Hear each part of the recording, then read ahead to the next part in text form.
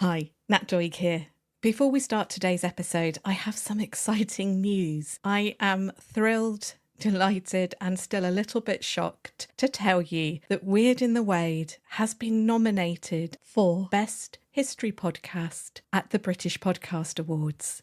It's just amazing. And I did not expect this at all.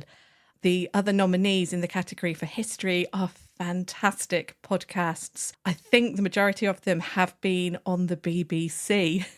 And then there's little old Weird in the Wade. So I wanted to say a huge thank you to all my listeners and everyone who's encouraged and supported me, particularly the Uncanny community over the last 15 months. If it hadn't been for your support and encouragement, this would not have happened. So thank you so much. This award is actually judged by a judging panel, but there is an award that you can vote for in the British Podcast Awards, and that's the Listener's Choice Award.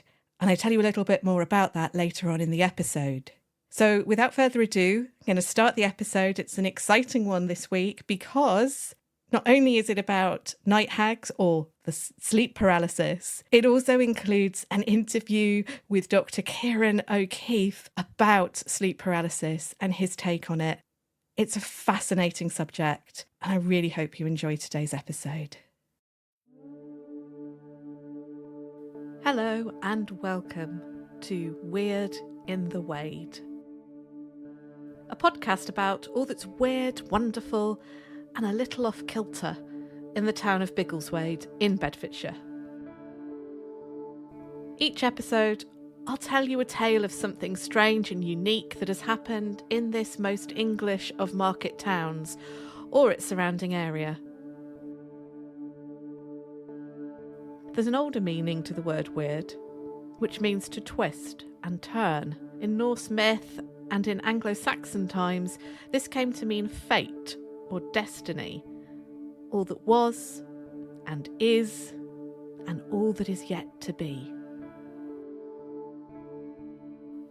Whether it's tales of ghosts or flying saucer hoaxes, the big cat of Biggleswade, or the pot and poisoner, curious social history, or the Great Swan Mystery of 1935, we'll follow all the twists and turns and uncover fascinating stories that will speak to you today, wherever you are in the world. Welcome to Weird in the Wade.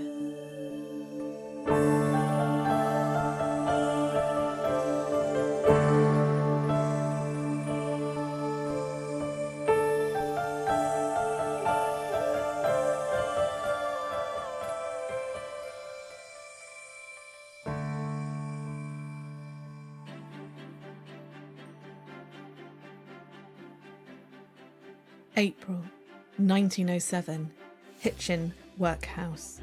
Hitchin is an historic market town around 15 miles south of Biggleswade.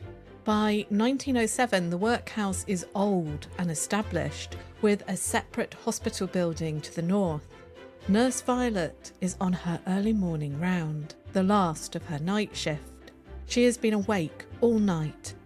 She doesn't so much as sweep down the ward, skirts swishing, but trundles along, yawning. She wishes she could be as brisk and imposing as Matron Beardmore, but maybe, given time, she'll learn to be. She is making sure all the patients are awake. Her section of the ward is for the elderly who are poor, homeless, family and friendless, nearing the end of their lives. Violet approaches the first patient, Jane Roper, an old, wizened crone with a face like a walnut. Her eyes are dark, but bright with life. "Good, you're awake, Mrs. Roper." Violet smiles, ready to turn the covers down, but Jane Roper reaches out a gnarled hand and grabs Violet's wrist with a force you'd never guess she possessed. "He was here again, this morning. Did you see him?" "Who?" Violet asks, though on hearing Mrs. Roper's words, she winces like a trickle of ice has slithered down her spine. She guesses who Jane means, even though there have been no men on the ward all night. The undertaker. Queer-looking fellow. Pale face. That face of his would curdle milk. Why is he here then? Who's passed over? No one, Mrs. Roper, Violet reassures. You must have been dreaming. We've had no undertaker on the ward in the last week. Jane Roper lets go of Violet's wrist forcefully, almost pushing her away. The fire in her eyes extinguished, Jane turns her head. Violet knows she's been dismissed. As Violet patrols the rest of the ward, she cannot shake that unease that Jane Roper's words have created. It creeps about her skin, her scalp, like lice. Violet leaves the women's ward and enters the men's, which is in a separate wing. The old men here are fewer in number than the women, but to Violet's mind, more trouble. But first thing in the morning, they are usually docile enough. Her first patient to check on is old Jack Norkett. He claims to be 100, saying he was a man in his prime when the old queen took to the throne. He too still has a lively mind, though he is completely blind in one eye and losing sight in the other. Violet approaches his left side. He only hears well out of his left ear. Jack's voice is hoarse and weak, but Violet understands him well enough, even if other nurses say they can't. Good morning, Jack. How are you today? Terrible. Bloody terrible, girl. Awake by that weasel undertaker, peering over me. Did you send him here to measure my coffin? Did you, girl? Of course not, Jack. You must have been dreaming. There's been no undertaker on this ward for over a week. Even though it's the truth, the words feel sticky in Violet's mouth. I was not dreaming. He was here, as bold as brass, like you are now, girl. Grinning and gurning he was, his ugly mug as pale as bone. If I were a younger man, I'd have boxed his ears, keeping me awake like that, with his glowering. Violet tries her hardest to keep her attitude professional as matron would want, but she is shaking.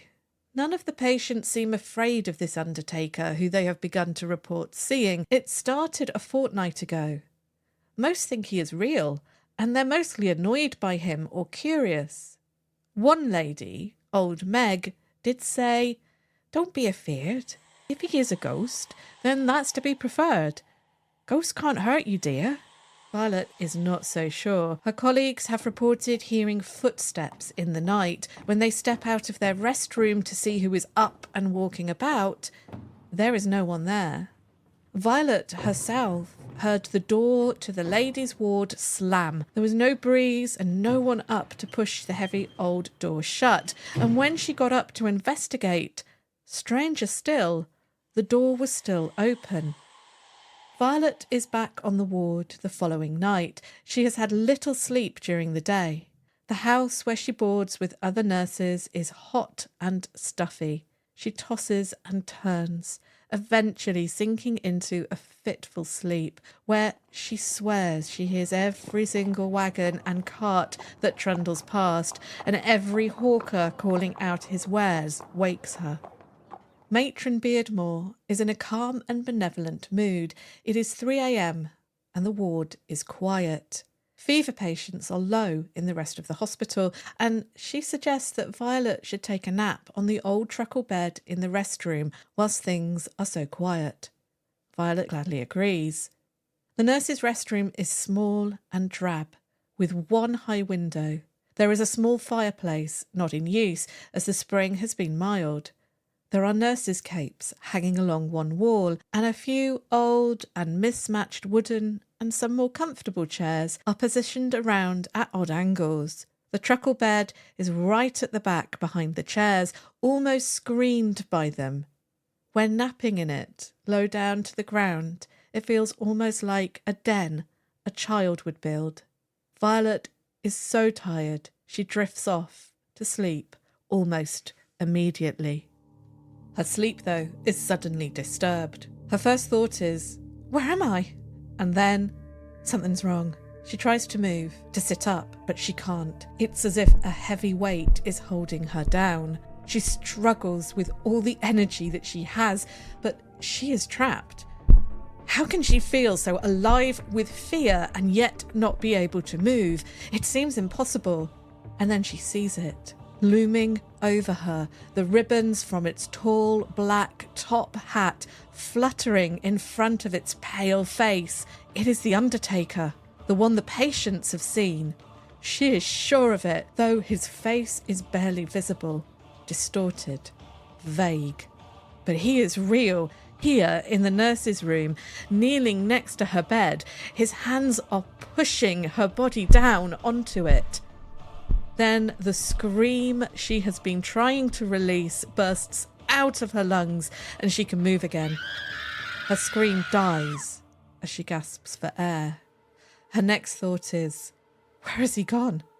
The Undertaker is no longer next to her. Violet uses the chair nearest to her to steady herself as she rises. She is on her knees, peering over the back of the chair, scanning the room frantically for the Undertaker. Where has he gone? The door to the restroom swings open and Violet screams again. But it is Matron Beardmore, concerned by the noise. "Did you see him?" Violet yells. "Who?" Matron demands. "The Undertaker! The Undertaker! He was here!"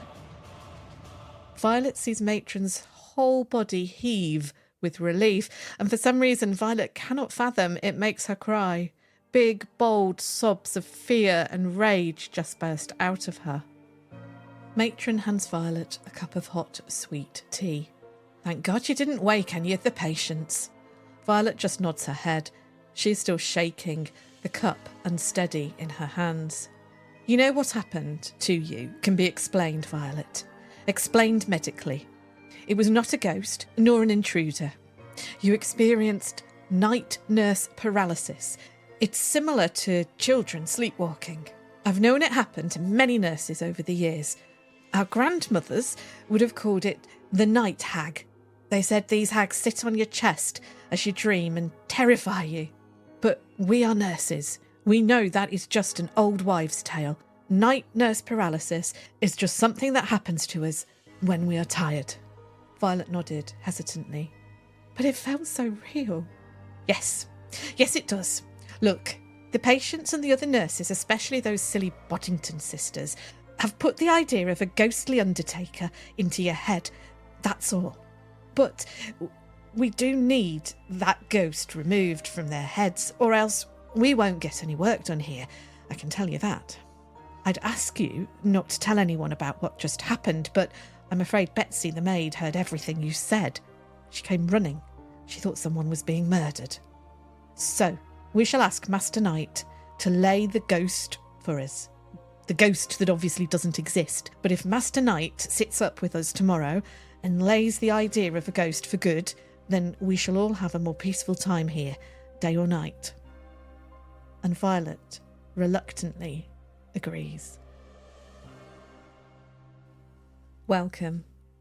Welcome to Weird in the Wade. I'm Nat Doig, and today we are investigating the Night Hag, or sleep paralysis.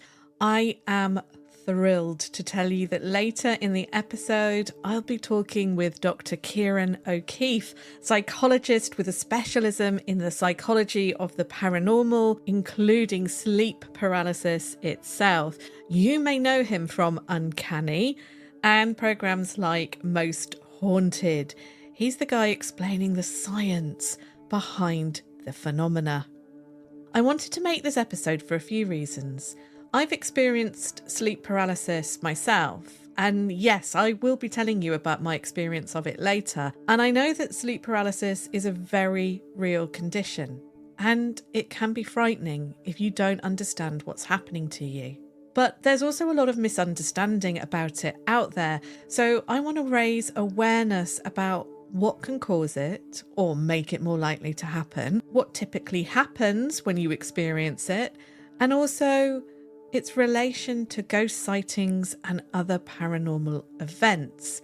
I am sure that some of you listening who are firmly team believer must get sick of hearing sleep paralysis getting trotted out as an explanation for ghost sightings. But I promise you, sleep paralysis is just as interesting, if not more interesting, than ghost stories. And I love ghost stories. There was one other reason I was interested in sleep paralysis for the podcast, and that's the link to some hauntings I'd read about in 19th century and early 20th century workhouses. And two of them are workhouses very close to Biggleswade, one in Hitchin and one in Luton. But we will come back to the workhouse connections shortly when we'll look into those two local workhouse hauntings. Remember to stick around to the end of the show for shout-outs to new Ko-fi and Patreon supporters. The latest exclusive Patreon episode includes an interview with Michael, who explored some of Biggleswade's tunnels as a child. It's a fascinating story of what he witnessed down there, and yours for the price of a coffee, just £3.50 a month, which helps the podcast keep going and to stay advert-free for as long as possible. You can also support the podcast by reviewing and rating us where you listen if you haven't already. Weird in the Wade hit over 100 5-star reviews across Apple and Spotify this month, which is just amazing. Thank you so much for your support and for reviewing and rating the show. Thank you. Remember, you can also vote for Weird in the Wade as part of the Listener's Choice Award at the British Podcast Awards. There's a link to the voting page and to our Patreon in the show description where you're listening now. Right, let's get back to the Night Hag. My experience of the Night Hag. Don't worry, we will be returning to the story of Nurse Violet and the workhouses shortly. But what I am about to tell you happened to me almost 30 years ago. I've tried not to think about it over those years, and I think once you've heard my story, you'll understand why. But I think it is a really good place to start to explore what sleep paralysis is. I was a student at the time, in my final year. We're talking mid-90s. As this happened at night, I need to tell you a little bit about my bedroom at the time. It was at the front of a Victorian terraced house, think Coronation Street, and this happened in Stoke-on-Trent in the Midlands, so somewhere quite ordinary. I had a single bed in a large square room to myself. There was a small nightstand or bedside table with a lamp on it near my head at the right, and on to my left there was a wall. At the foot of my bed, along that left-hand wall, was the door, which opened onto the world's tiniest landing, then steep stairs down into the living room. Opposite my room was my friend Karen's room. And yes, that meant that the bathroom was actually downstairs off the kitchen. Mine was a large, light and airy bedroom. I never felt afraid in that room, unlike the house we'd lived in years before. But that's another story. For all its Victorian roots, the house had neutral decor, modern central heating, and it felt quite upmarket inside for a student house in those days. All of this is important to tell you so that you understand that there was nothing creepy, scary, nor unsettling about the house. My room had no dark corners or crooked walls. So, as I said, this thing happened at night. Now, I don't remember what I'd been doing that day, but I don't remember it being anything unusual. I do have a recollection that I hadn't been out that night. I also have a vague idea that I might have been alone in the house. Occasionally, my friends who I shared the house with were away at the same time, but I can't be sure. Either way, I wasn't drunk and I hadn't been out dancing. I'd gone to bed as normal. But when I woke in the night, it was far from normal. I remember waking up, and that is important as well. You see, I'm certain I was awake when this happened. I do sometimes have false awakenings in dreams where I think I've woken up but I am in fact in another layer of dream, but this did not feel like that one bit. In fact, I had no recollection of what I had been dreaming before I woke, but I woke with a start, fizzing with adrenaline, really alert.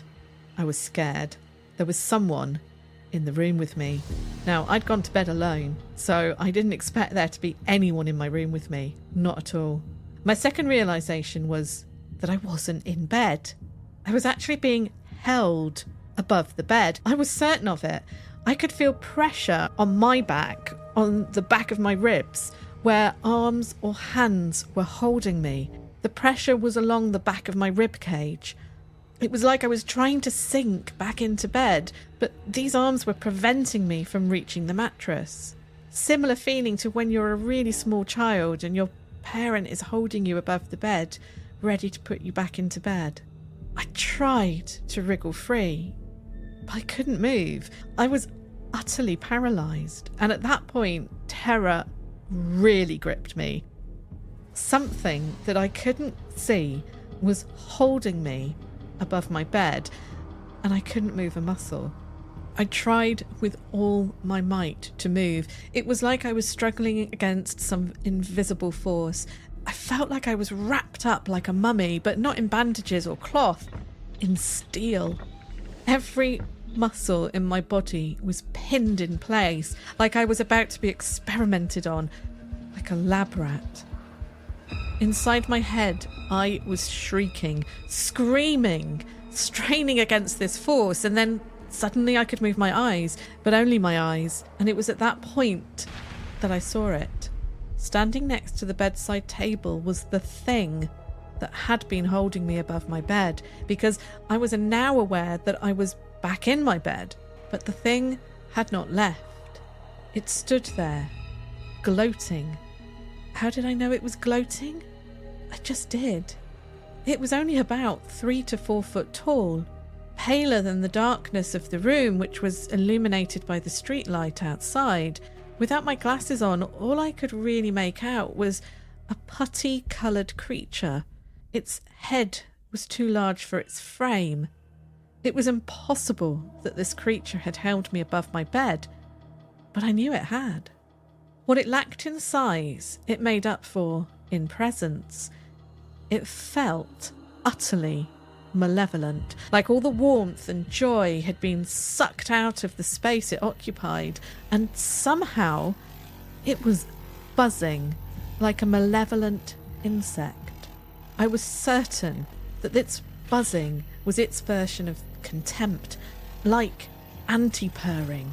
A cat purrs when it's happy or scared. This thing purred when others were scared. My skin crawled as I stared at it. I dared not blink or look away, but I wanted to screw my eyes up and pretend it wasn't there. But I knew it would do no good. You see, I knew things about it I couldn't possibly have known. Like it was old, ancient old. Like it knew who I was. Like it had been here before. It seemed to know everything about me. And then I heard it laugh, but the laughter was in my head. It was projecting, mocking, icy cold laughter into my brain. I had been terrified before, but now I was chilled with humiliation and shame. This thing at my bedside was not just frightening, it was enjoying seeing me afraid. And once I realised that thought, it disappeared, and I could move again. I scrambled for my bedside lamp, but once the room was illuminated, I could see it was empty. I do remember sensing that this creature had left through the door, but without opening it. I looked about my room frantically. I listened, but there was no unusual sounds. I remember seeing my ball gown, bought in anticipation of our graduation ball, hanging on the wardrobe. It was a deep green silk, and somehow seeing it seemed to ground me back into reality. Nearly 30 years later, I have a lot of questions I want to ask 21-year-old me, questions that my brain just can't remember all the answers to. I know that I slept with the light on for the next few nights, or was it weeks? I don't think I told anyone about what had happened at the time. My memory is that within a very short while, though, I knew what had happened to me had a medical explanation. But my memory shows me an image of a Wikipedia page on Night Hags. But Wikipedia wasn't founded for another 6 years, in 2001. Yet I can see the page in my head and remember it being a comfort at the time. Was what I read actually in a book? but I've somehow remembered it as a Wikipedia page. Memory is a slippery thing, indeed.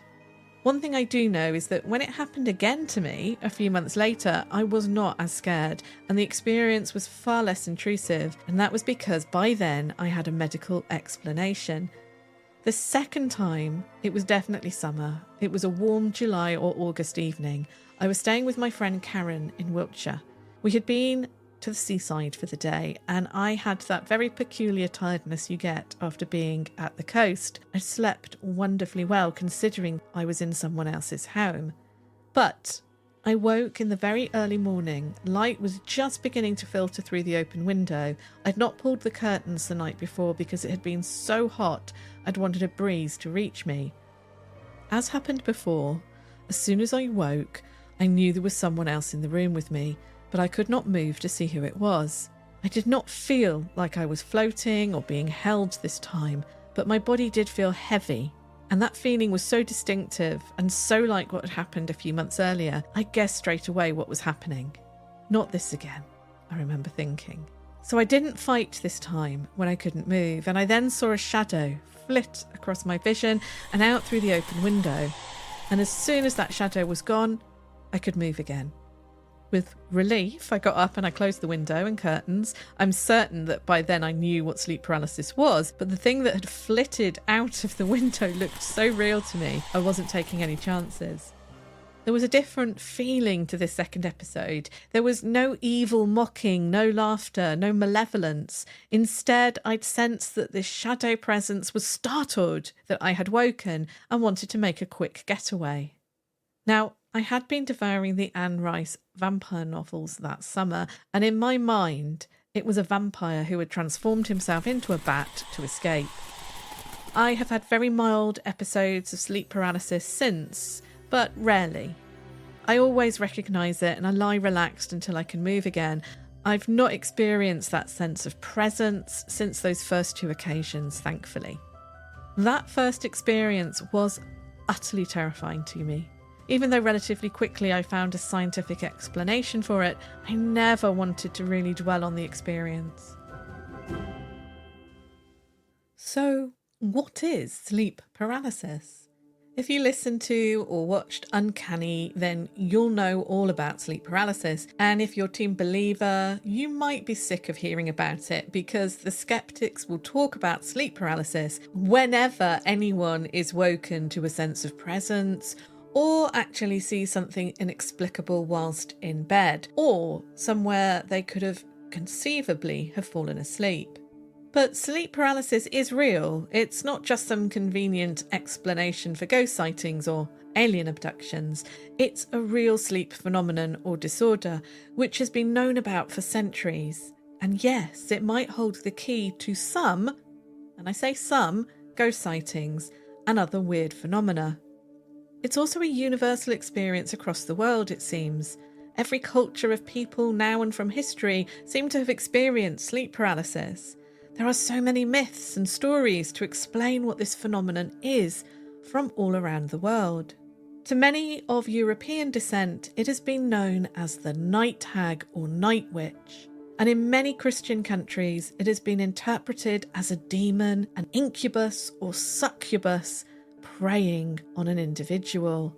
It may well have played a part in accusations of witchcraft in Europe and America in the 16th and 17th century. And later this year, we'll be looking at a local witch trial where evidence that sounds like sleep paralysis was given.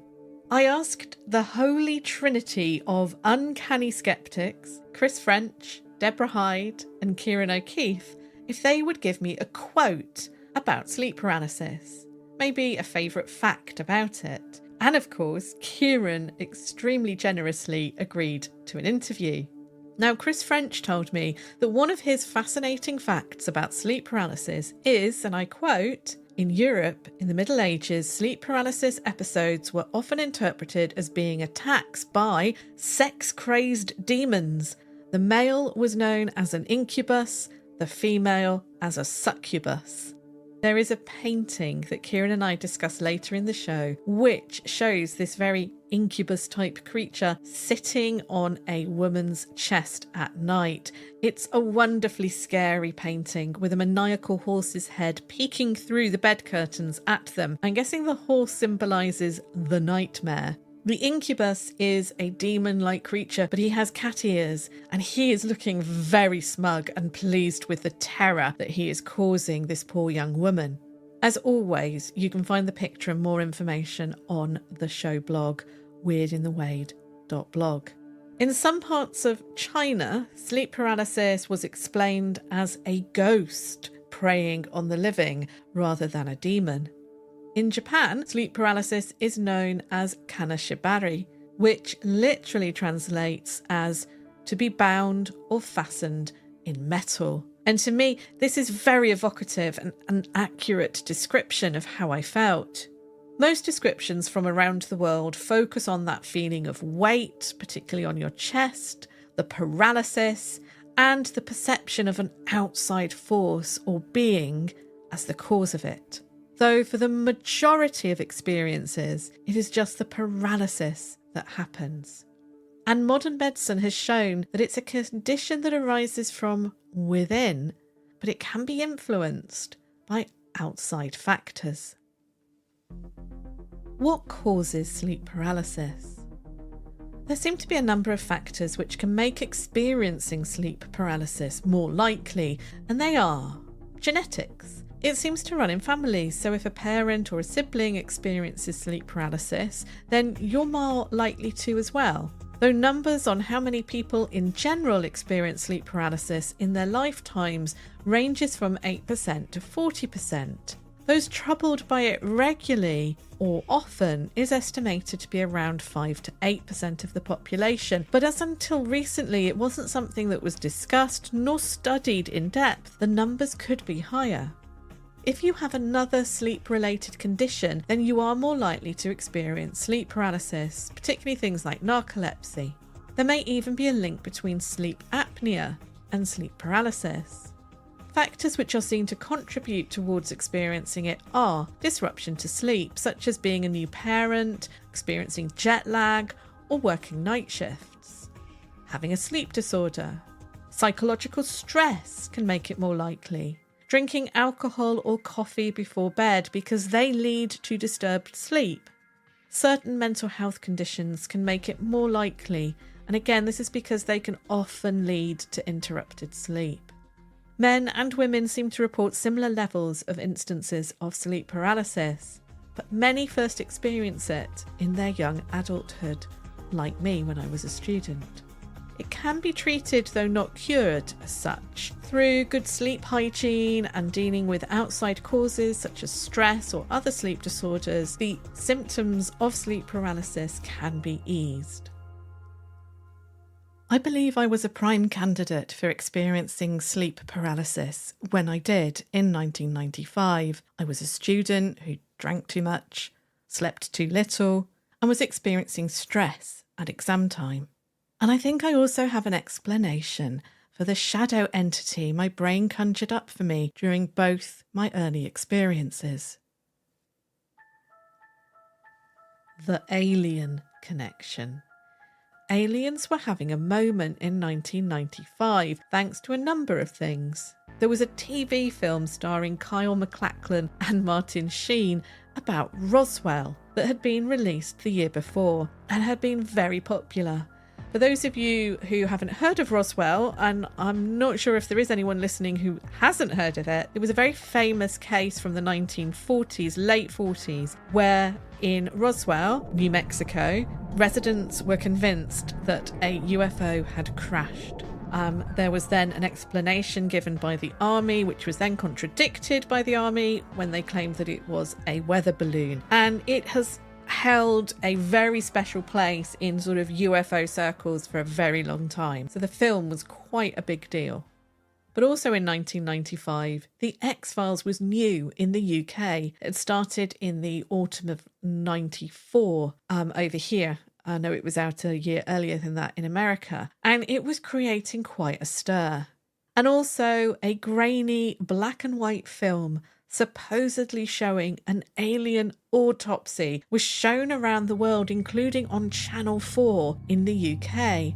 Now, this was still the era of event TV, where the nation, or at least the portion of it interested in UFOs, all watched this alien autopsy programme together.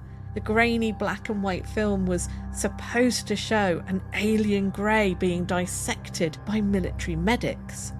The programme, presented by Jonathan Frakes, who played Riker in Star Trek The Next Generation, included contributions from experts, lending it credibility.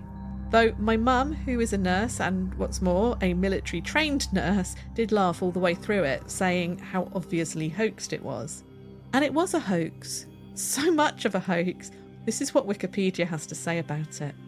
The alien autopsy was thoroughly debunked. The autopsy footage was filmed on an inexpensive set constructed in London in a living room.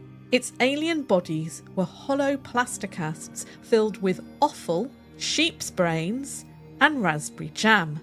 Multiple participants in Alien Autopsy stated that misleading editing had removed their opinions that the footage was a hoax. Santilli, the film's maker, admitted in 2006 that the film was a fake, though he continued to claim it was inspired by genuine but lost footage. I think there was even a film made about this in the mid-noughties with Ant and Dec. Now, it might seem odd, or maybe it doesn't nowadays in our era of viral social media, internet conspiracy theories and fake news, that some filmmakers managed to create a global sensation out of a rather shoddy video filmed in a London living room. But for a few moments in 1995, it was kind of taken seriously. I'm sure I remember it being on the news. So I had been watching, reading and discussing aliens, even if it was all in a jokey and light-hearted way. The imagery of alien greys, these small putty-coloured creatures with huge eyes and heads, were everywhere. So I think that's what my brain based my evil presence on. An alien. It wasn't something I was particularly scared of, but it was something my brain knew about. By the summer of 95, I'd read all the Anne Rice vampire novels that were then published. So again, it seems logical to me that my mind would interpret the disappearing shadow it conjured up as a vampire. Cultural significance. One of the things that really interests me about sleep paralysis is the part it may have played in so many uncanny, paranormal or even religious experiences over thousands of years. As I mentioned earlier, it's been experienced all over the world and the features of it are consistent. It's just how we interpret them that differs depending on our culture, times and society. Visitations. Can sleep paralysis explain ghost sightings and other apparitions? I think it may well do, but again, I stress here, it can only explain some. If you think of some of the most common ghost sightings reported over the ages, there is one definite theme of a ghost appearing at the end of a person's bed or hovering malevolently in their bedchamber. People speak of being paralysed with fear. Before sleep paralysis was understood, the only way our ancestors could explain it was to take it literally. There was a presence in their room and it shouldn't be there. If they felt afraid, then to interpret it as a phantom or a ghost makes sense. If they were religious, interpreting it as a demon or an incubus or succubus matched their worldview. And even if they initially, logically, thought that it was an intruder, the not being able to move adds a supernatural level that can't be explained by a normal human home invader. Maybe if they were less afraid of the presence, it was interpreted as an angel or a kindly spirit, or in my case, a suave vampire. There was a common theme within witch trials in Europe and America where accusers would say a witch had appeared to them in their bedchamber and cast a spell on them so they could not move. Sound familiar? And as I mentioned earlier, I will be covering later this year an episode about 2 women accused of witchcraft in Bedfordshire, where evidence was used like this to accuse them.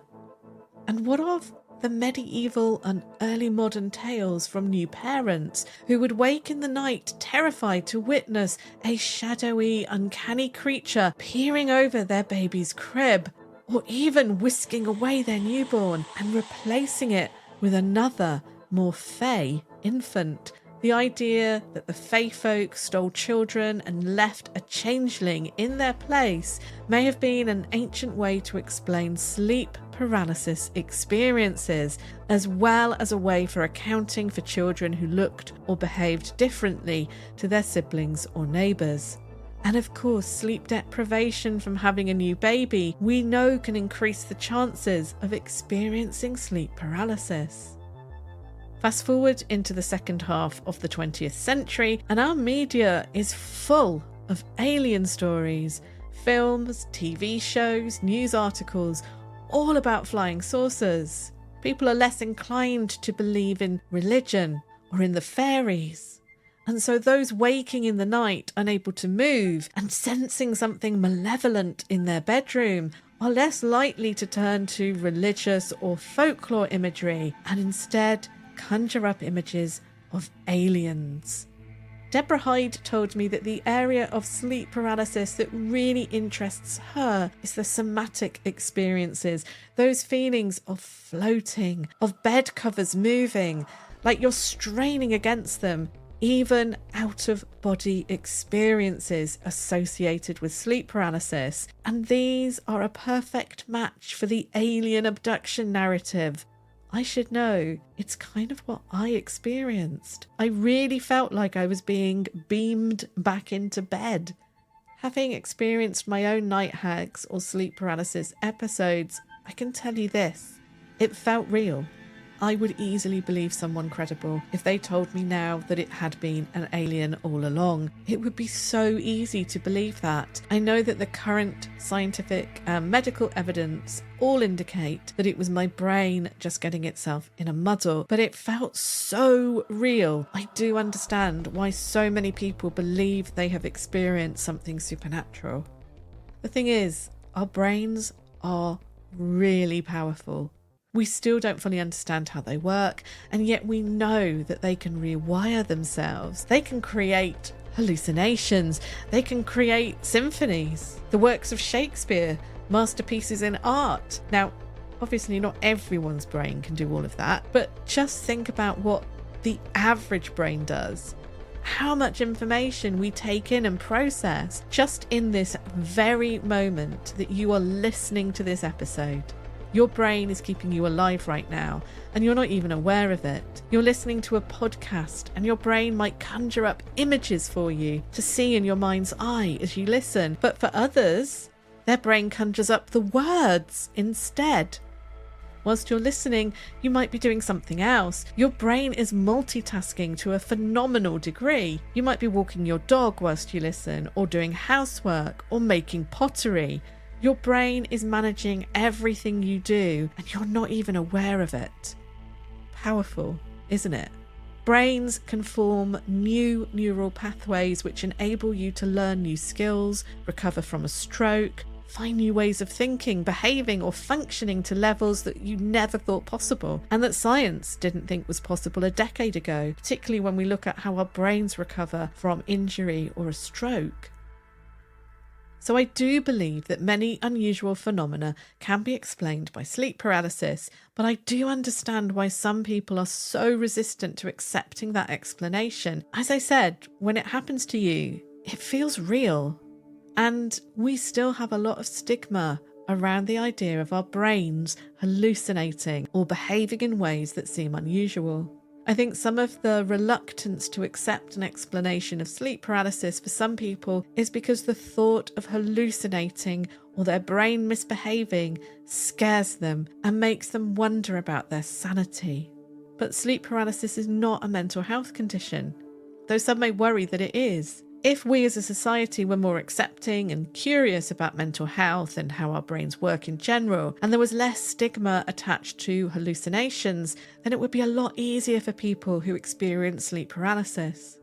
I think my attitude towards this has been shaped because of my attitude towards physical and mental difference as a disability rights campaigner. And no, I am not saying sleep paralysis is a disability. What I'm saying is, as a society, we fear bodily and mental differences, and that adds to the fear of sleep paralysis. It's not a mental health condition. You're not losing your mind if it happens to you. It's something fairly common and normal. If there is one message to take away from this episode, it's that sleep paralysis is fascinating. Yes, it can be scary, but you aren't going mad if you experience it. However, if you do have a mental health condition like me, say anxiety or post-traumatic stress disorder, then you may be more susceptible to experiencing sleep paralysis. Also, there are definitely cases of hauntings or other paranormal experiences where sleep paralysis can only explain one aspect of it. It's just one medical phenomenon. It's not the answer to everything out there that's uncanny or hard to explain. The workhouse link. Before we get to my chat with Ciaran O'Keeffe, what about the workhouse link and Violet's experiences at Hitchin Workhouse? Well, I base my opening story on a newspaper article which appeared in the London Daily News on May the 10th, 1907. Violet is a fictional character, a nurse that I have made up for the story. They did not name any of the nurses in the newspaper article, but her experiences are based on those of actual nurses who I've spoken to. Yes, I know a nurse who worked on a ward where the patients reported seeing an evil-looking undertaker staring at them. Now, in our story from 1907, they don't specify what the ghost looked like, hence why I used the undertaker, because I know that this happened about 20 years ago in an actual hospital full of older patients. I also know a nurse who experienced sleep paralysis, and again, this was over 20 years ago. And back then, the understanding of sleep paralysis was not as common as it is now, even amongst medical professionals, so the whole thing was very frightening for her. But the association with nurses working nights and sleep paralysis had long been known about, and some medical professionals, even as far back as the 19th century, were already speculating that there was a psychological or neurological cause for sleep paralysis. The newspaper article about Hitchin Workhouse tells us that there has been much agitation mingled with a mild form of terror amongst the nurses who worked in the workhouse hospital on account of uncanny footsteps and noises being heard in the night. Patients appeared to be less disturbed by the apparent haunting than the nurses were. It is only the night shift experiencing strange things, and so the master of the workhouse, Mr. H.W. Knight, did sit up all night in an attempt to lay the ghost, but to no avail. There is nothing specifically in this actual story to point to sleep paralysis, other than it being night shift working nurses affected. But it piqued my interest because it's not the only account of a haunting to be reported in a workhouse taking place overnight. The workhouse. So what was a workhouse? Sometimes they were known as poorhouses or union houses. Before the late 18th century, those who were unable to work and support themselves, whether because of sickness, disability, or lack of available employment, were supported by their family, or if their families could not help them, then it fell on the local community. This support, or poor relief, had been managed by the church since medieval times, often provided by monks and nuns before the dissolution of the monasteries. But after Henry VIII's overhaul of religious life in the 16th century, parish churches took over the management of parish poor relief. And this parish poor relief could take different forms, from handing out jobs like village pig keeping to certain older women, particularly widows, to handouts of clothes. Fathers were supposed to provide for their offspring, and if an unmarried woman was to become pregnant, then she was often forced in church to declare who the father of her baby was, or else she would not be given relief. It was a humiliating and sometimes violent experience. If she refused, then the relief would be withheld. But with the growth of towns and cities in the Industrial Revolution and changes to how agriculture was being managed by landowners, something more organised was needed to provide relief, and the concept of the workhouse really took hold. Now, they'd existed before this time, but now they were springing up in the big towns and cities. By the mid-19th century, a network of poor unions existed across the country. Every district had one, and within that union would be a bunch of workhouses in nearby towns and villages. The board managing them were known as a board of guardians. If a person or a family fell on hard times, then they dared, or were desperate enough, appeal to the workhouse for help. In a case like that, they would be admitted into the house where, for a bed for the night and a meal, they would be put to work. Often whole families would enter the workhouse. Sometimes it would be just part of a family. Men, women and children older than infants would be separated. Whole families torn apart within the same workhouse. My own great-grandmother was resident in Hackney Workhouse at the age of 8 and then 12 with her father and siblings. The records show that her mother would come to collect her children one at a time over a matter of weeks and months, when she had enough money to support them. At one point, the only child left in the workhouse with the father was my great-grandmother. She didn't tell a soul about her childhood experiences in the workhouse. The stigma was just too great. My great-aunt, who lived until she was 102, had no idea that her mother had spent time in the workhouse until I told her when she was 101. Another ancestor of mine, a distant so many great-great-greats uncles, had 2 boys who were born with learning disabilities, and he refused to look after them. He abandoned them at the workhouse. But as he was a prosperous, if nefarious businessman, he ran a butcher's shop, though was fined for poor quality meat and other dodgy dealings, he was expected to pay for his son's upkeep in the poorhouse.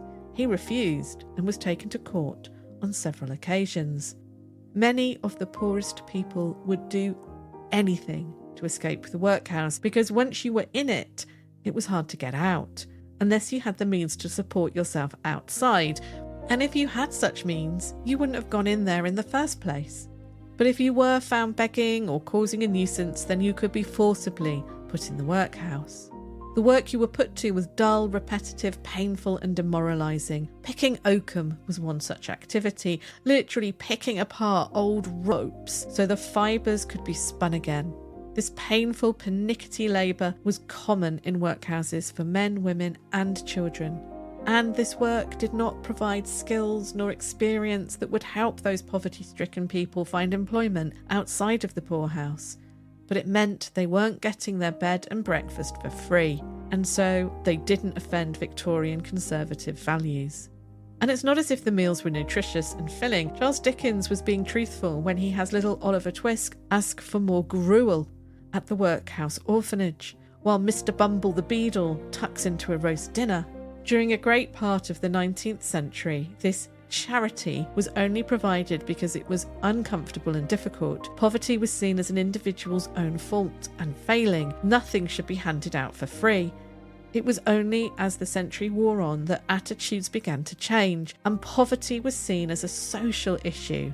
The poor were poor because society wasn't equal, and because some people were born with huge disadvantages when compared to others. Charles Dickens did a lot to change opinions. Just think of Ebenezer Scrooge when he sees the starving children and he asks, "Have they no refuge or resource? Are there no prisons, no workhouses?" Dickens held up a mirror to some of the more extreme but common opinions in Victorian Britain, and thankfully things did begin to change, but ever so slowly. Workhouses still existed right up until the Second World War, though by the 1920s and 30s they were less about punishing and more about looking after those too sick or disabled to work. But there were plenty of stories in Biggleswade's newspapers throughout the 1920s about whether the inhabitants of the workhouse should be allowed beer at Christmas. Many felt that providing alcohol at Christmas was a step too far when it came to charity for those in the workhouse.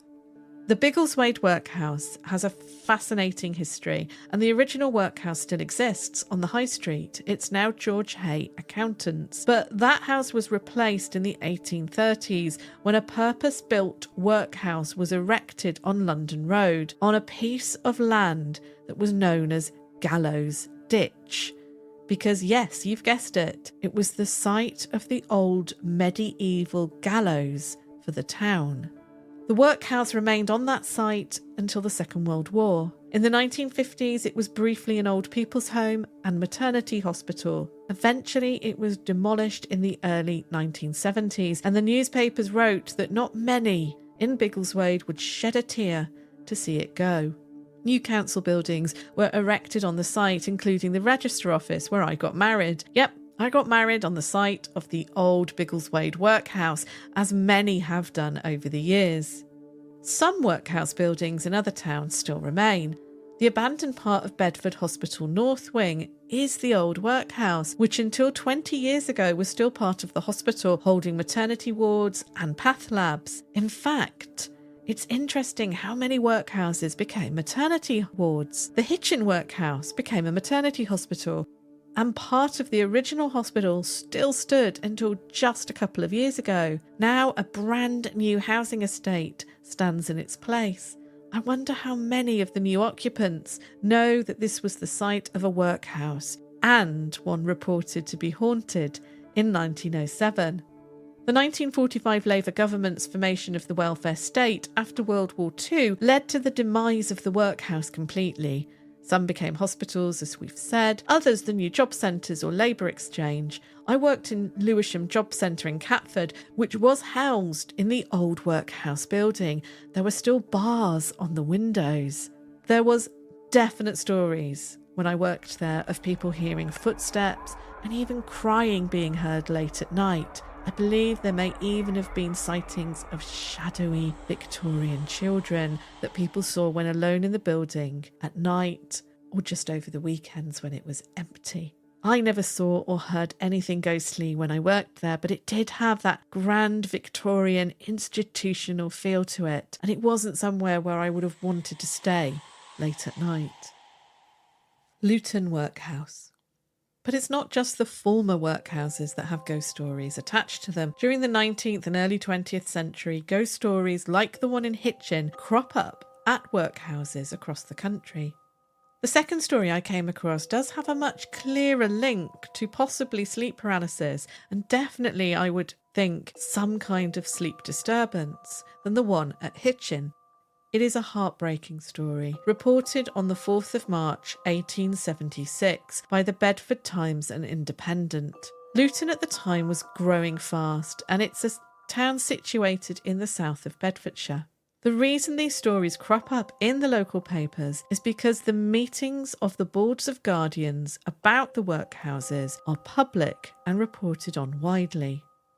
The journalist makes it very clear from the start of the article what they think of the story, calling it an absurd story about a ghost having been seen in the workhouse.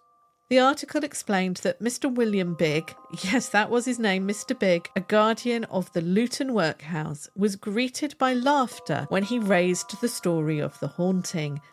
It appeared that some of the workhouse boys had taken advantage of a new, and I quote, little urchin who was of the nervous and excitable temperament by amusing him with a ghost story.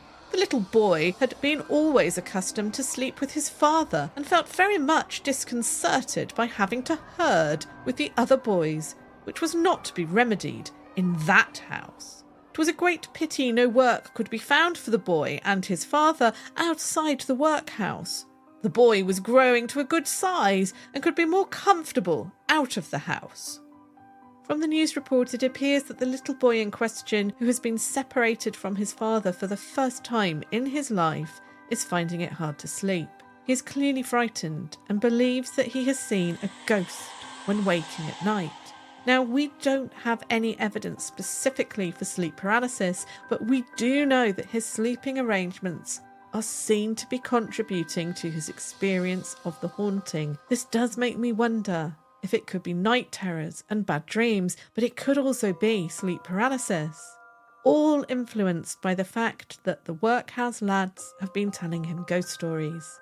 For this to make the meeting, we can't be talking about the usual nightmares and tears of a young child in a workhouse, and there must have been lots of tears and terrors in a place like a workhouse.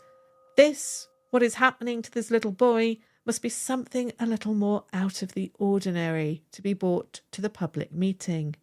The conclusion of this item on the agenda is that it is agreed by all present that the boy's case should be referred to the relief section of the meeting. This was where they looked at what specific help could be given to deserving individuals or families to help get them out of the workhouse. Clearly, Mr. Big doesn't think the workhouse is the right place for this boy and his father, and there were sometimes other options. In the case of Luton, there were cottages available for some inmates, and there was work out in the fields or in local industry that could be sought for those seen to be capable and deserving. And of course, they mention that this young boy is growing to a good size. However, we'll never know what happened to this little boy and his dad, as the newspaper does not report on the outcome of the relief discussions. It seems to me that the workhouse has all the ingredients to make experiencing sleep paralysis more likely. They're stressful and unhappy places. They're frightening places. In fact, I came across a story from the Luton workhouse at the same time as this little boy's ghost sighting of a murder that happened in there. The same Mr. Big is suggesting that a lawyer be provided for the defendant in the case, who is a workhouse inmate who was considered of good character before he killed one of the other inmates. So these workhouses were not safe places to be in either. As the little boy's case shows, sleep would have been disturbed for lots of reasons, and Ciaran sheds more light on this in a moment. It wasn't just workhouses local to Bedfordshire where ghosts were seen. I found articles from all over the place. I found one story from Northern Ireland in 1915 in the Kerry News about the Strabane workhouse, asking for more candles to be provided because of the fear of ghosts. The old women would not sleep without a light on because of their nighttime experiences. Again, the newspaper emphasises that this item on the agenda creates much laughter in the meeting. But nonetheless, the extra money for candles is found. They are provided. But you've waited long enough here. So, let's see what Ciaran O'Keeffe had to say about the Night Hag. Thank you so much, Ciaran, for agreeing to chat with me today about sleep paralysis. It came about because I needed an idea for a quick episode, and I thought I'll write about my experience of sleep paralysis when I was a student. Right. And it's grown a bit since then because I found some links to workhouses in the 19th century, but we'll get on to that. Brilliant. But what would be really great is if you could, well, first of all, when did you first become interested in sleep paralysis as a subject? That's an interesting question and not a simple answer, because as a parapsychologist, one of my main areas of interest is haunting experiences. And that's not always the case for all parapsychologists. So because I have a particular interest in haunting experiences, I also have an interest in trying to understand the psychology behind them. So at a very early age, I would say even a young teenager, I developed an interest in sleep paralysis. And it was partly because of my own independent research, looking into some of these natural explanations, but also being fascinated with the old hag phenomena, which of course is very much related, and just kind of some of the imagery associated with that was fascinating for me as a teenager. That painting. But Oh, yes. Yeah, I can't remember the Absolutely. artist now off the top of my head. My mum will be very upset Oh, because I she always loves get art. asked this. Yeah, I don't worry. In the Silly. podcast, I can look it up and I can immediately say which artist it is and put a link to the painting. But it's that very famous one of the sort of. It's not so much a hag as a little. The Nightmare, yes, The Yeah, Nightmare by Henry Fuseli. that's it. It's like a I have little it on cat-like demon creature my sitting. screen. Yeah. Yeah, but it's a horrible but fascinating image, and being Mm, obsessed with ghosts and obsessed with the darker side of parapsychology, mm, that image and also kind of research around sleep paralysis enthralled me. So I was interested in it. mm-hmm, I became particularly interested in it more so about 25 years ago when mm. I was based at the Institute of Parapsychology in North Carolina in Durham, Oh where wow. parapsychology started back in the Yeah. 1930s. And I was doing research there. I was based there for about 6 months, and I experienced sleep paralysis for myself. Oh wow. I didn't know that. There you go. And the irony of it being at, whilst I was at the Institute of Parapsychology, although I was living a short walk from the Institute, and I experienced sleep paralysis. And I had a very different experience than I think a lot of people would have, Mm. because I knew instantly it was sleep paralysis. Yeah. And so I didn't have a fully negative experience. It was quite Mm-hmm. negative in that initially my kind of microsecond reaction was, what on earth is going on? This feels very strange. Mm. But then realizing what it was, I then slipped into a relaxed state Mm-hmm. and focused on trying to wiggle my little toe and just kind of, Yeah. try and control my breathing. But it gave me a real sense of empathy and sympathy for Mm. people that have sleep paralysis. And it was more so because I knew what it was. Yeah. And even to this day, I genuinely sympathize and empathize with people that have the Mm. experience, and especially the first experience, not knowing what it is, Yeah. and then everything that happens afterwards. So I think that's why I said it's not an easy answer. My No. first initial interest and foray into it was as a teenager, and then again 25 years ago Yeah. in greater depth. And I think one of the reasons I wanted to do this episode is because when it happened to me as a student, I didn't know what it was the first time, and it was a scary experience. I had another experience about 4 months later, and by that point, I'd done some research, knew what it was. It was far less upsetting because I recognised what was happening. And I've not had it much, very often since. But the last time I had it was about probably 6 months ago. And I woke up, realised what was happening, and actually, like you said, I just kind of relaxed into it and thought, oh, here we go again. And it didn't last anywhere near as long. And it was just the paralysis, none of the Mm. negative stuff. And it made me realise that still a lot of people don't know what it is. And if by doing this episode, it helps anyone who experiences it in the future to not be as frightened, then yeah, I wish I'd had that the first time round. But thank you. I hadn't realised that you had experienced it yourself. So I've got a couple Okay. of technical questions. I think I understand, what causes the paralysis, and it's one of those things where you kind of think humans wouldn't have lasted very long if we acted out our dreams every night.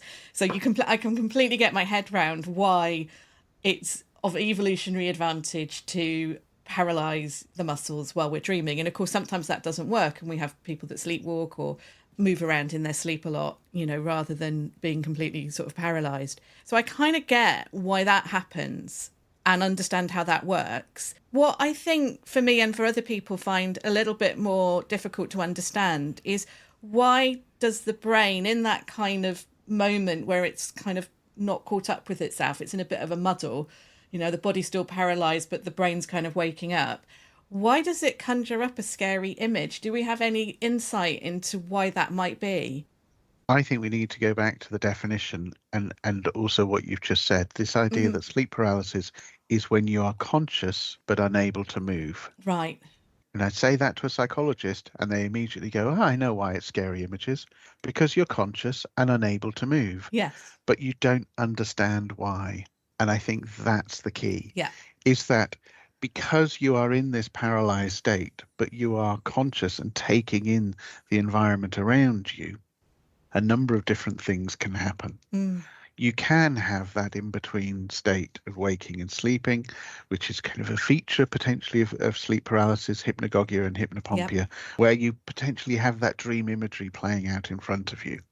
Now, I would say that those circumstances are more rare, having that dream imagery play out in front of you, than having a scenario where you experience sleep paralysis, you don't understand what it is, and your brain tries to make sense of it. Yeah. And in your brain trying to make sense of it, it provides you with a scary outcome. Yeah. And a scary interpretation. Why? Because you are vulnerable and helpless. And your brain is going, why is this happening? You know why it's happening? It's happening because over in the corner there, which you can't see, there's an alien that's waiting to abduct you, and they've frozen you in the bed. And immediately your imagination starts to run wild. Or why is this happening? It's happening because there's a ghost in your room. You can't see them, but if you just look around a bit, can you see anything that might look like a ghost? Yes, there's that scary thing over there in the left-hand corner.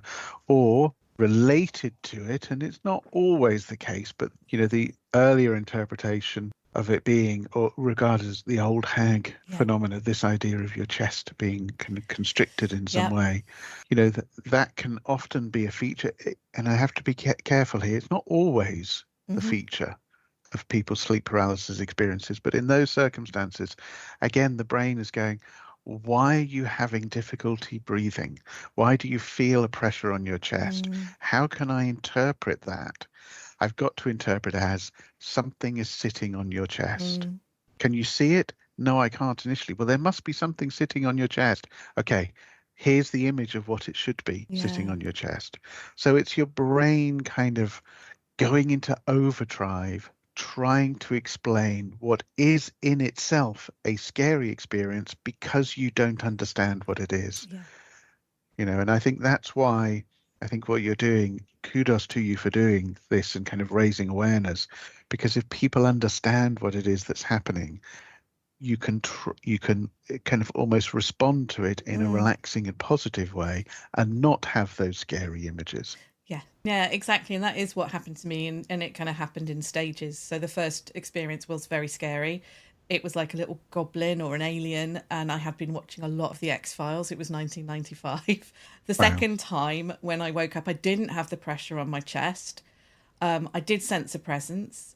And at that point, it was only about 4 months later, but I'd been reading lots of Anne Rice novels. It was a vampire and it flew out of the window as a bat.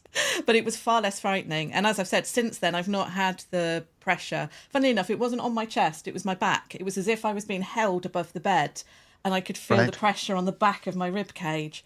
But I think that makes perfect sense. And it's something that I think a lot of people find hard to understand. It's like, surely if your brain is in panic, it's going to conjure up something comforting.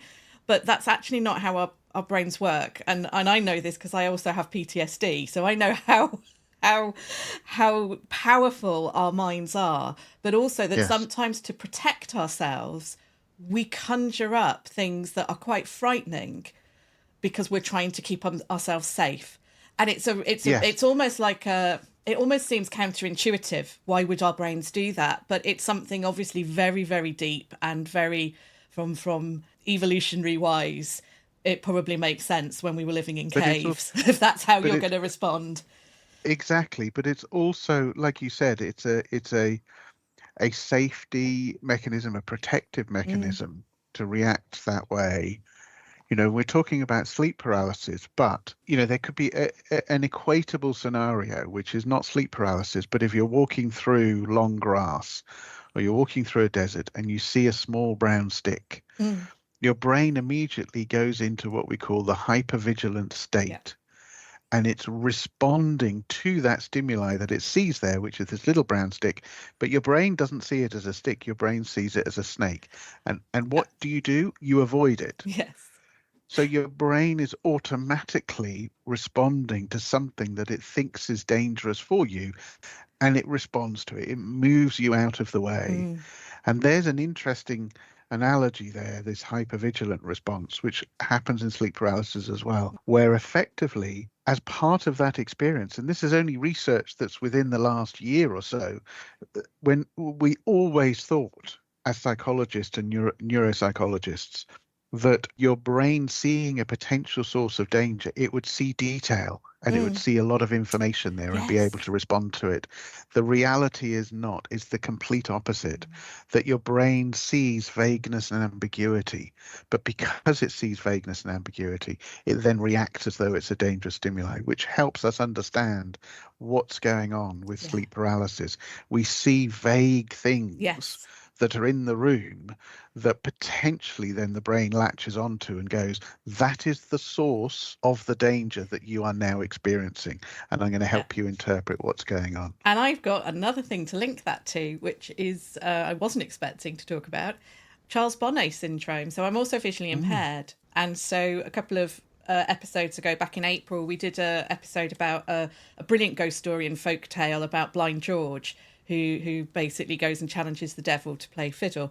But that meant that we could talk about some of the strange things that blind people experience. And one of those is Charles Bonnet syndrome, where you see hallucinations. But a lot of people who are losing their sight and they get to that point where there's very little available, that is exactly what happens. So they're only seeing vague shapes and shadows. And one lady got in touch with me to say that she'll be walking down the street and she'll think she sees a dinosaur, but it's actually somebody walking with a dog. And it's almost as if that shadow of the dog, her brain immediately turns it into a dinosaur. And of course, you know, with Charles Bonnet syndrome, for years and years, people thought, particularly with older people, more older people are blind, that they were suffering with dementia and things like that, when in fact it was Charles Bonnet syndrome. And your brain we're so visual that when you lose that sight, it just wants to keep firing up images for you, which can be quite distressing for people when it first starts to happen. Similar to with sleep paralysis, once you know what it is, it becomes slightly easier to deal with and to manage. And some people can even begin to control it slightly, so it's not so intrusive. But it just made me think that for not everyone with Charles Bonnet syndrome, but certainly some people, it is actually responding to something out there that's very vague, and they turn it into something that's more concrete and understandable. Yes. And so, you know, it's another example that our brains do that. We do that. You know, we will turn a shadow into a man in 17th century clothing if we're scared. Yes. Because our brain will, you know, want to do that. It's how we're kind of wired, I think. And I think it's also important, which you're doing as part of this podcast as well, is separating this experience from, you know, a diagnosable mental health issue. This is a perfectly natural thing that happens, and it happens to a lot of people. Yeah. You know, a very high percentage. I can't remember the latest stats, but I think in North America it was anything up to, you know, 35, even 40% of people having had it at one time in their life. So it is perfectly natural, and it's perfectly natural. And also, you know, the most prevalent theory is that the REM process is interrupted in some way, and that can be caused by a number of different things. But I think it's also, we've got to recognize this is also ongoing research. Yeah. You know, neurologists haven't 100% pinned this down. They know it's an interruption to the REM cycle, but there can be lots of exacerbating factors, lots of things that could potentially cause it. Yeah. You know, which I know you want to get onto shortly, so I won't interrupt your flow. No, that's fine. So actually, it's a really good point to go on to that, because it actually ties into my 19th century workhouses theory. So basically, you know, Weird in the Wade, my podcast is usually about local history and spooky stories. And unlike Uncanny, we don't go down the kind of, there has to be a rational explanation or you have to believe, because I'm right down the middle. I'm a don't know. And I think for lots of things, there is definitely a rational explanation. There are some stories I've heard where I'm like, I think there will be an explanation at some point, but we don't know what it is yet. But we like to, you know, explore things in a wide, take a look at it sort of in the round. And I was wanting to do sleep paralysis. Now, I knew that there was a connection with people who work night shifts, like nurses, and my mum had not an experience herself, but knew a nurse who did experience sleep paralysis. And I was also thinking about that link to ghost stories. And I'd come across a number of articles in the 19th century and early 20th century newspapers about workhouses being haunted. So this is while they're still operational and not the kind of ghost stories you hear now where former workhouse is haunted. This was actual nurses, inmates, wardens at the workhouses saying it is haunted. And there's one really heartbreaking case of a little boy who, for the first time, is sleeping in his own bed in the workhouse because his dad and him have been put in the workhouse. His dad has gone to the men's bit of the workhouse and he's in the children's ward. And he is having sort of night terrors where he's convinced that there's a ghost, and he's waking in the night convinced that there's a ghost. And this actually goes to the meeting of the guardians because they're so worried about him that they want to find a sort of way to look after him and his father so that they're not separated in the workhouse. But we don't know what happens because typically for a newspaper, it tells the funny story about a ghost and tells it in a way that it thinks is amusing, but you never find out what they actually did to help the boy and his dad. But at least they were discussing it, and they did refer it so that he would get what they called relief. So it might have been that they found a cottage for him to live in with his son. But what I found interesting was this idea that it was the son sleeping for the first time in his own bed that seemed to have caused this. So he was used to sleeping at home, sharing a bed with his dad and his siblings. And it's the fact that he's waking in the night saying that there's a ghost. Now, they did say that he'd been told some ghost stories, so we know where the idea of the ghost came. But there are a disproportionate number of stories about workhouses being haunted, whether it's either nurses saying that they're waking, whether it's, inmates of the workhouse. And I thought, actually, it would be, in a way, the best, but also the worst scenario for experiencing sleep paralysis, being in a workhouse, because of the various causes that we know can contribute to sleep paralysis, being somewhere stressful, unfamiliar, interrupted sleep. I can't imagine what it must have been like being in a workhouse. Yeah, that's really interesting. and I'm going to, both simplify and create a complexity here, because I think it's a lovely idea about sleep paralysis. And I think you're absolutely right. Well, it's not 100% clear why sleep paralysis can happen, but we know that there are situations that exacerbate it. So we know, for example, the guidance, kind of NHS guidance, is to make sure that you have a good amount of sleep. That, don't have alcohol and caffeine before you go to sleep, those sorts of things, kind of, because ultimately a disrupted sleep pattern is one of the possible causes, which therefore we know shift work or jet lag, for example, can impact and possibly cause sleep paralysis. So those individuals in a workhouse environment doing bizarre shifts, but also having a disrupted sleep pattern because they're not sleeping in a quiet, relaxed environment anyway, but also the level of trauma, like you said, that they might be experiencing. And we know that PTSD is linked to sleep paralysis, but also there are other aspects too. If you think about panic disorder, generalized anxiety disorder, various things that we know now can cause sleep paralysis, that individuals at that time may have been experiencing those particular problems. And if they're experiencing those particular problems, they would never have been diagnosed and never have been picked up on it. So the simplicity and the lovely simplicity in what you're saying is that maybe that could explain a lot of these ghostly experiences. I'm going to go one step further and create a slight complexity and say that I think you're right. We talk about sleep paralysis being under this general term of sleep disorders, which is something called parasomnias. I think parasomnia or parasomnias generally could explain a lot of those experiences. Why? Because you gave the example of the child. That child may actually have been experiencing night terrors. And neurologists and neuropsychologists differentiate night terrors from sleep paralysis because of the particular time that it occurs, the nature of it. It can often go hand in hand with somnambulism, sleepwalking. So there is that distinction. But there are also other things that happen within parasomnia. And what's amazing is when you start to look at night terrors and possible reasons for it, it's almost as though you're opening a Pandora's box to other circumstances that these people in the workhouse would have been having. Yeah. Hypoglycemia, low blood sugar, Oh gosh, is yes. a root cause and one of the common causes of night terrors. Wow. Now, what sort of diet were these people having Exactly. at this particular point? Yeah. So could that have caused, the night terror, for example? So there's all of that going on as well, I think, which makes it particularly interesting. Yeah. I think it's a lovely idea. Yeah. Thank you. Copyrighted. Yes.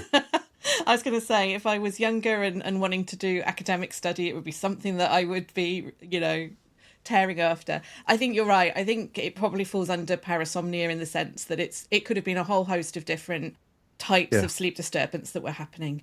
But thank you. But I think. Sorry to interrupt. No, it's but fine. I think I'm frequently guilty of coming across with technical terms and throwing in all these terms which I think are all relevant. I think you're absolutely right in terms of individuals in a workhouse experiencing this stuff, because we know sleep paralysis can be caused by a number of different things, but fundamentally a lot of it is down to psychological stress. Yeah. What in stressful environment would they have been working in? Exactly. So, yeah. It's a fascinating one, and it was purely because just searching for ghost stories, and a lot of them were coming up about workhouses, but like I say, not empty workhouses like we might have today, but the idea of actually at the time. I know we're running out of time now, Ciaran, so is there anything else that you would like to say about sleep paralysis that you've not been able to so far that you think is important? No, I mean, we mentioned about the old hag, phenomena, and I think people need to be aware, like you said, with sleep paralysis, not everybody experiences that pressure, No. heavy pressure on the chest. And there could be a number of different reasons why that occurs. That can be down to what's happening with this hypervigilant response, but it can also be, the fact that when you're going through kind of the sleep paralysis aspect, you don't have that control over your breathing anyway. It's taken over for you. But also that can be exacerbated by, hypercapnia, sleep apnea as well, various other things. So there can be, complications there, which is why, kind of as a final point, for people to simply know what sleep paralysis is, and for people to realize that actually it's perfectly natural and there's nothing wrong with you when you experience sleep paralysis, is helpful in terms of how do you deal with it when it happens. And how do you deal with it when it happens is that immediate response you need to have of going, this is sleep paralysis. This is not anything scary. And if you want to get yourself out of the paralysis aspect, like I said, focus on wiggling your little toe. And as soon as you kind of wiggle a little toe or little finger, kind of get yourself out of that paralyzed state, can often go away quite easily. But also, if you can have individual and one-off experiences, but also some people do get the recurrent sleep paralysis. And if you are experiencing that, do think about what we've discussed, that their stress can play a factor. Narcolepsy is also a related situation. PTSD, the sleep patterns or disruptions to your sleep. Also the position in which you sleep. If you find yourself having sleep paralysis, it might not be the case, but we know there's a correlation between sleeping on your back and experiencing sleep paralysis. So, you can roll over to your side and see if that helps as well. But also that substances prior to going to sleep, caffeine and alcohol, also don't help. And why don't they help? Because they disrupt your sleep. So just try and get the best night's sleep that you can. And there's a lot of information out there on the internet in terms of how you can prepare for your sleep and having the best night's sleep. But certainly don't have a floor to ceiling picture of Fusili's demon and No. kind of that on your wall, because that won't help at all. That won't help at all, no. Thank you so much, Ciaran, for speaking with us. It's been an absolute pleasure to chat with you. No, more than happy. Lovely chatting with you. And yes, I think we're going to see in literature to come Natalie's workhouse theory. Yes.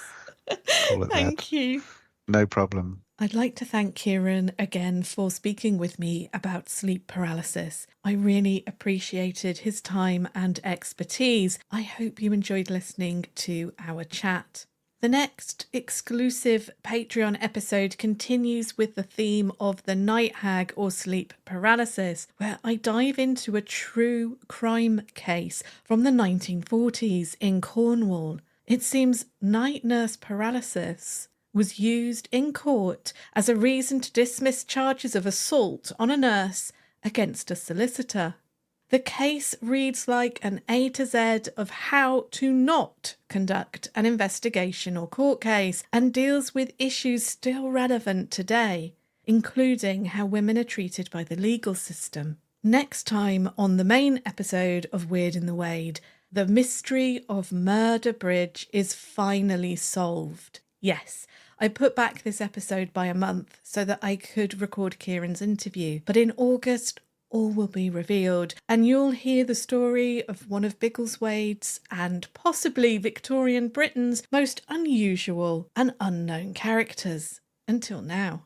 John Francis Hunt, a medium who regularly featured in the national and local newspapers. He claimed to be in contact with the ghost of William Shakespeare, to know where treasure was buried because spirits told him, and he accused some local men of committing murder.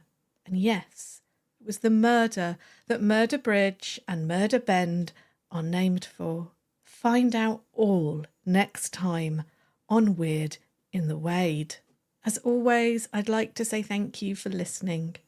I hope you've enjoyed this episode, and if you have any questions or suggestions, then please do reach out either by email on weirdinthewade@gmail.com or on social media. There's now a fast-growing Facebook page for the podcast. Just search Weird in the Wade on Facebook. All links are in the show description where you're listening now. As I mentioned earlier, if you'd like to vote for Weird in the Wade, Listener's Choice Award at the British Podcast Awards, then you can do so by following the link in the show description. I'll also be sharing it on social media this week. I'm actually still in shock about being nominated for Best History Podcast. Do check out the other podcasts in that category. They're all amazing shows. I particularly loved listening to Witch and Blood on the Dance Floor. I'd like to say a very special thank you to my new Patreon members, Barbara, Rachel and Joanna. Thank you for your support. I'd also like to give a huge thank you to Ko-fi supporter Manda. Thank you.